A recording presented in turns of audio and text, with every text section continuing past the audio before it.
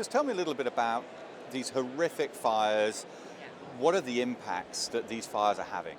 Yeah, we have had the worst forest fire season on record here in Canada, and right now it's only June. So it doesn't bode well. The devastation, it's pretty dramatic. Some fires close to towns and people have lost their homes. Other fires out sort of where there are fewer humans, but let's think about what those trees and forests are. That's habitat for wildlife. So humans are losing their homes and animals are losing their homes. And we're really worried about what this means, even just like we still have months left of the summer. These are the hottest, driest months. And the spring is supposed to be when it's the wettest, when we don't have to worry about forest fires. So it's a pretty devastating summer. There are thousands of these fires already this year. What are the key factors? Why are there just so many and obviously burning out of control? Yeah, well, I can think about one forest fire in particular in my home province of Nova Scotia, and there was no snow this year. With no snow, there's no spring melt. The ground is just not wet enough. It's not damp and rich and moist. It was like powder when you go for a hike or you go for a walk in the woods. And that's climate change. You know, the IPCC scientists used to talk about how climate change, let's talk about what will happen in the future.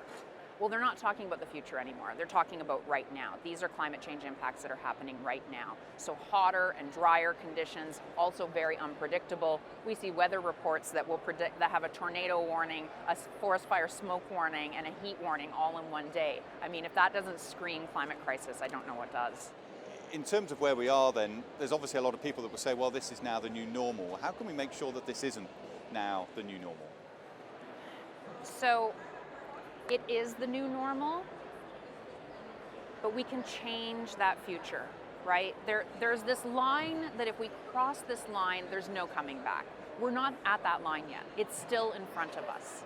So if we change the way we are managing our forests right now and where we have these fires, if we can work with people on the ground, and especially here in Canada, First Nations, Inuit, and Métis communities, to restore those ecosystems, not those, agricultural lines of trees like corn, ecosystems, then we've got a fighting chance. Those ecosystems, they're habitat, they store carbon, they are good for communities, they help us be more flood resistant and landslide resistant, right? Like they hold the earth in place. That's the future that we're working towards, and that's a future I'm really excited about.